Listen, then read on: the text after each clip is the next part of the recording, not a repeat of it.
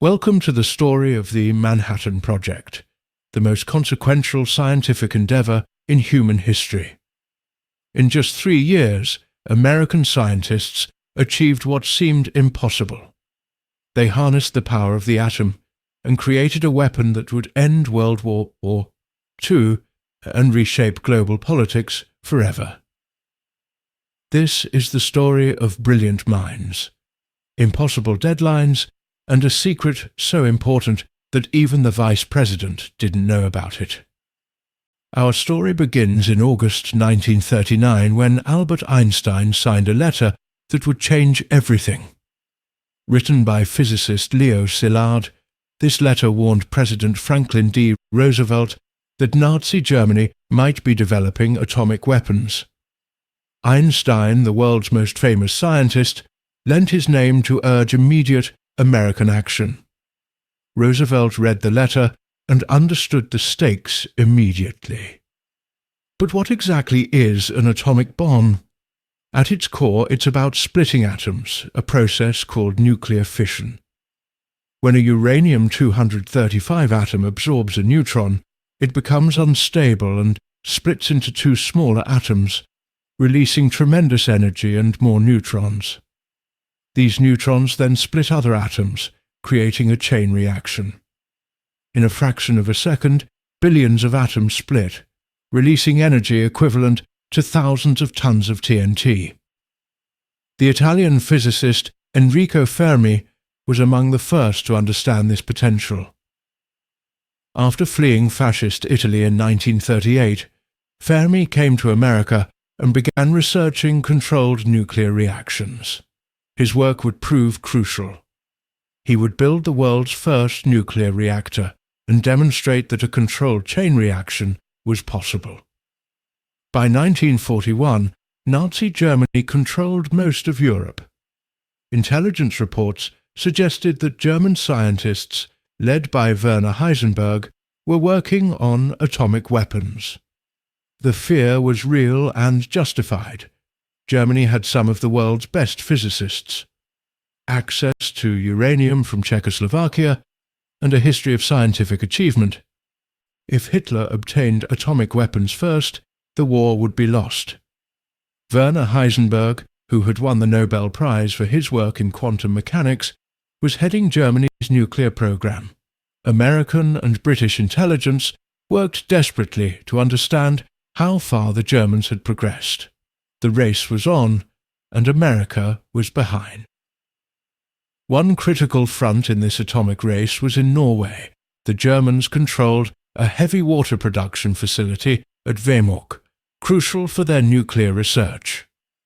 In 1943, Norwegian commandos, supported by British intelligence, executed a daring raid to sabotage the plant. This operation delayed German progress significantly, but the Allies couldn't rely on sabotage alone.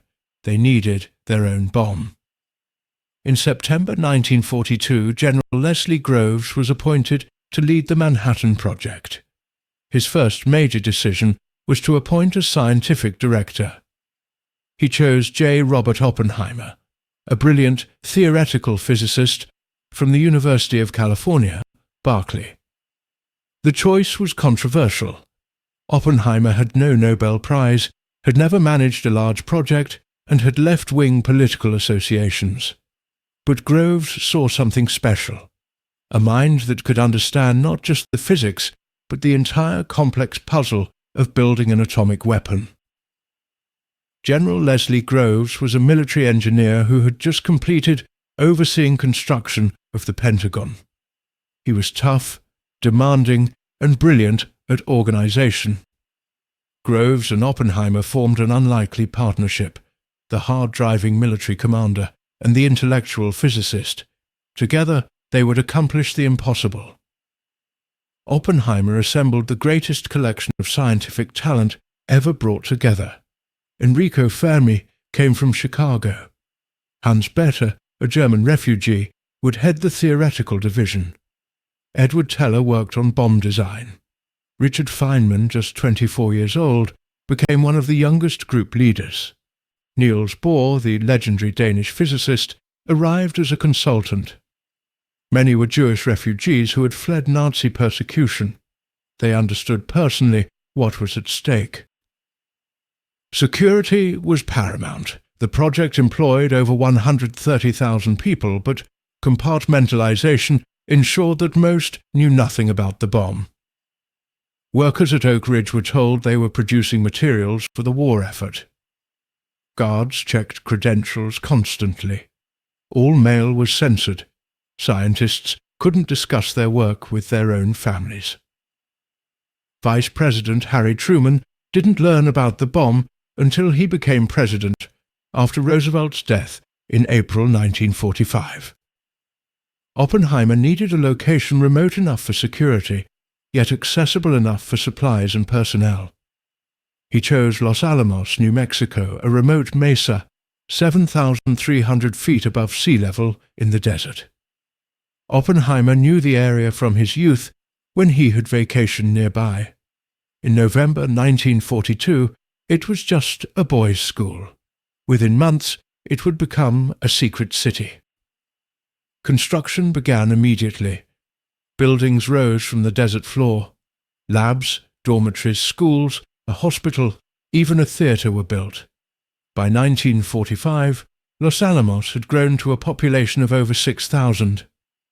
The address was simply P.O. Box 1663, Santa Fe, New Mexico. Wives and children arrived knowing nothing about what their husbands were doing. The entire town was fenced, guarded, and removed from all maps. Life at Los Alamos was strange. The world's greatest minds lived in simple housing, often without running water. They worked 16-hour days, then gathered for parties where they discussed anything except their work. Oppenheimer fostered a collaborative atmosphere. Divisions shared information freely within the fence. Richard Feynman picked locks for fun. Enrico Fermi calculated bomb yields using playing cards. Despite the pressure, a sense of purpose united them all. The first massive challenge was obtaining enough fissile material. Natural uranium is 99.3%. Uranium-238, which doesn't sustain a chain reaction, only 0.7%, is uranium-235, the fissile isotope needed for a bomb. The two isotopes are chemically identical. Separating them required entirely new technologies.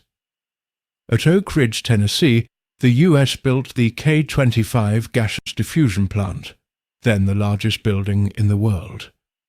Uranium hexafluoride gas was pushed through the thousands of porous barriers. U-235, being slightly lighter, diffused through marginally faster. After thousands of stages, the material became enriched enough for a bomb. The process consumed massive amounts of electricity. At times, Oak Ridge used more power than New York City. A second method used electromagnetic separation. Calutrons, giant mass spectrometers, ionized uranium, and used magnetic fields to separate isotopes by weight. Thousands of operators, many young women who'd never been to college, carefully monitored dials and adjusted controls. They had no idea they were enriching uranium for an atomic bomb. The third path was plutonium-239, an element that doesn't exist in nature. Plutonium is created when uranium-238 absorbs a neutron in a reactor. It's even more fissile than U-235, but producing it required building nuclear reactors, another technology that didn't yet exist. At Hanford, Washington, on the banks of the Columbia River, the U.S. built massive plutonium production reactors. The river water cooled the reactors, which produced intense radiation and heat. Workers handled radioactive materials with crude protection by modern standards. By 1945, Hanford was producing plutonium at a rate sufficient for bomb production. Two bomb designs emerged. Little Boy, the uranium bomb, used a gun-type design. A conventional explosive would fire one piece of U-235 down a gun barrel into another piece, creating critical mass and initiating a chain reaction. It was relatively simple and reliable, so much so that it was never tested before being used on Hiroshima. The plutonium bomb required a more complex implosion design. Conventional explosives arranged in a sphere would compress a plutonium core to supercritical density. The challenge was achieving perfectly symmetrical compression. Any imperfection would cause the chain reaction to fizzle. It was like crushing a ball from all directions at exactly the same instant. Creating the explosive lenses was an engineering nightmare. Different types of explosives, shaped precisely and detonated in perfect synchronization, would focus the shock wave inward. George Kistiakowsky led this work, conducting thousands of tests in remote canyons. High-speed cameras captured explosions lasting microseconds. Each lens had to be perfect. One flaw would cause the entire bomb to fail. The physics calculations were performed by human computers. Teams of scientists and mathematicians, many of them women, working with mechanical calculators. They calculated neutron behavior, energy release, compression dynamics, and countless other variables. Richard Feynman organized the computation groups and introduced innovations that made the calculations feasible. Every calculation was checked and rechecked. Errors could be catastrophic. By July 1945, the plutonium bomb was ready to test. The site chosen was Jornada del Muerto, Journey of Death, a desolate stretch of New Mexico desert 200 miles south of Los Alamos. The bomb, nicknamed the Gadget, was hoisted atop a 100-foot steel tower. Surrounding it were bunkers filled with instruments to measure the explosion, if it worked. The night before the test, a thunderstorm swept across the desert. Rain pounded the tower as scientists worried about postponement. Oppenheimer barely slept. Enrico Fermi took bets on whether the bomb would ignite the atmosphere and destroy the world, a possibility they'd calculated as nearly impossible but not completely zero. At 5 hours 29 minutes and 45 seconds a.m. on July 16, 1945, the countdown ended. Scientists put on dark goggles. Some lay on the ground. For a moment, nothing.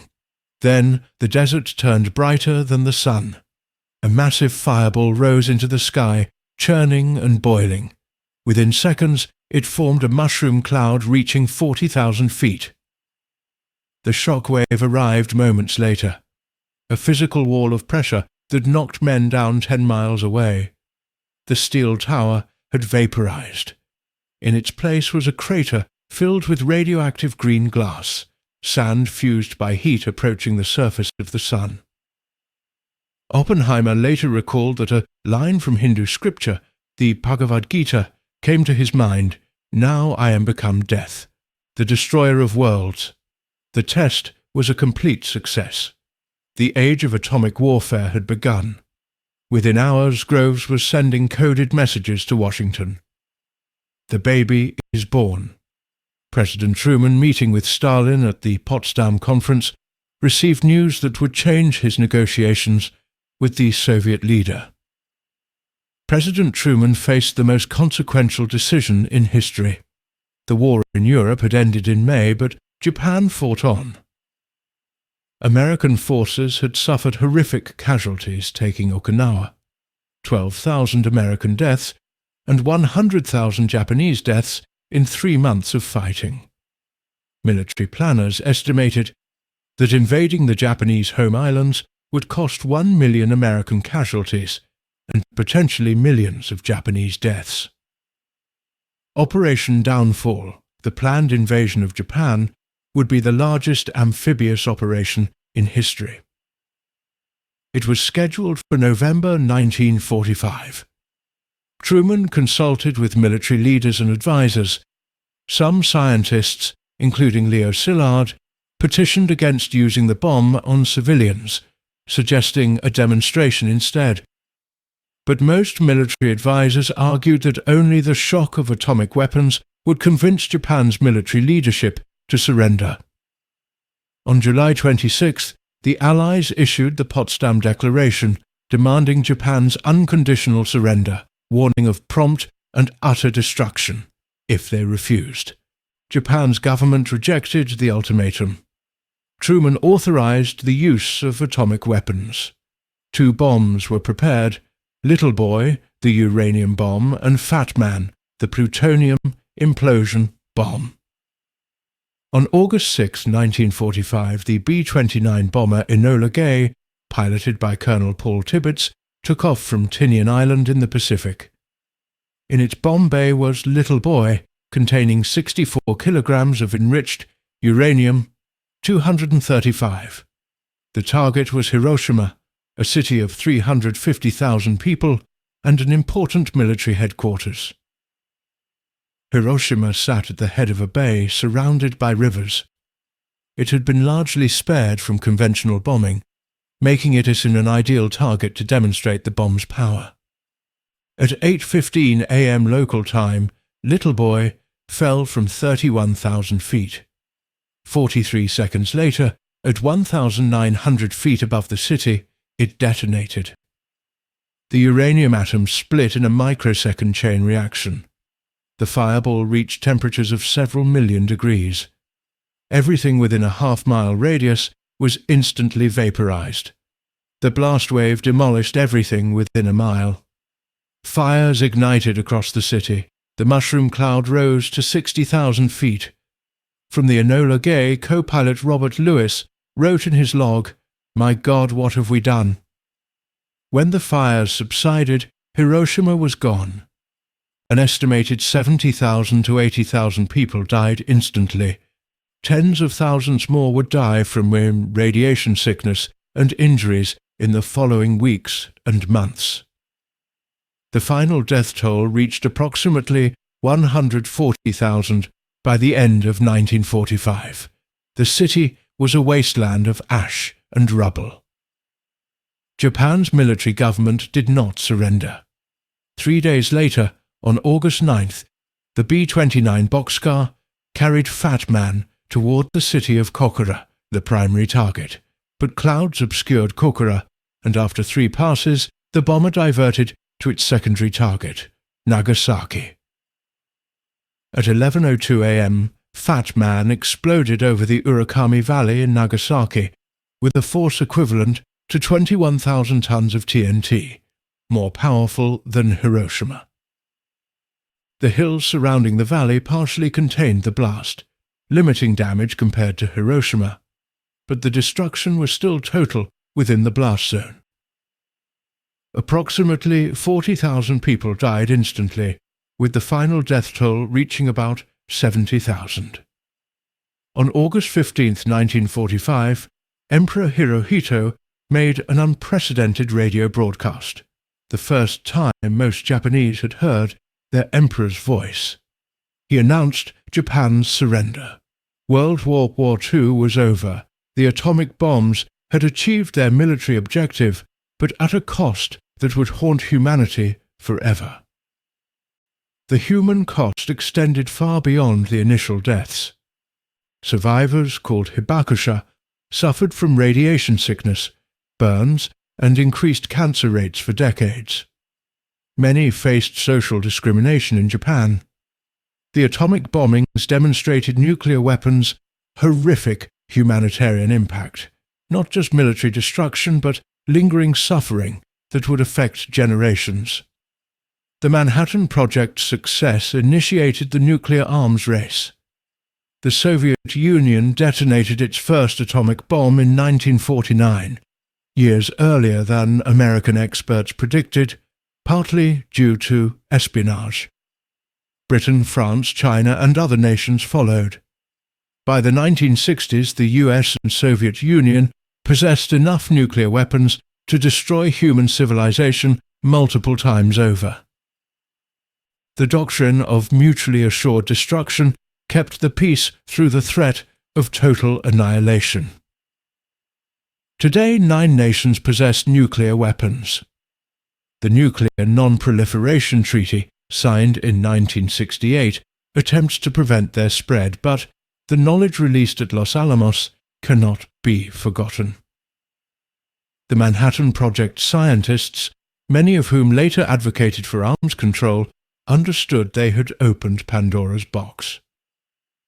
J. Robert Oppenheimer spent his later years advocating for international control of atomic energy. In 1954, during the McCarthy era, he was stripped of his security clearance due to his past left-wing associations, a cruel reward for his service. He died in 1967. Many Manhattan Project scientists spent decades wrestling with the moral implications of their creation. Hiroshima today is a thriving city of 1.2 million people.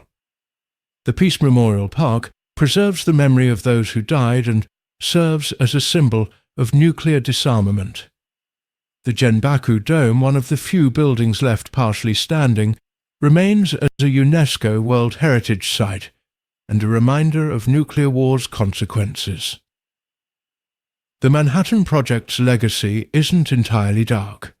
Nuclear physics led to cancer treatments, medical imaging, carbon dating, and nuclear power plants that generate clean energy. The scientific methods developed at Los Alamos, coordinating multiple disciplines, massive computation, and rapid technological development, influenced how we approach complex challenges today. The Manhattan Project changed our world forever. It demonstrated humanity's incredible capacity for innovation under pressure. 130,000 people working toward an impossible goal achieved it in just 3 years. But it also revealed our capacity for destruction. The scientists at Los Alamos unleashed a force that could end human civilization. We live in the world they created, a world where nuclear weapons exist and cannot be uninvented. The Manhattan Project reminds us that scientific knowledge brings responsibility. As Oppenheimer understood, we must choose wisely how to use the power we create. The atomic age began in the New Mexico desert on July 16, 1945. How it ends remains up to us.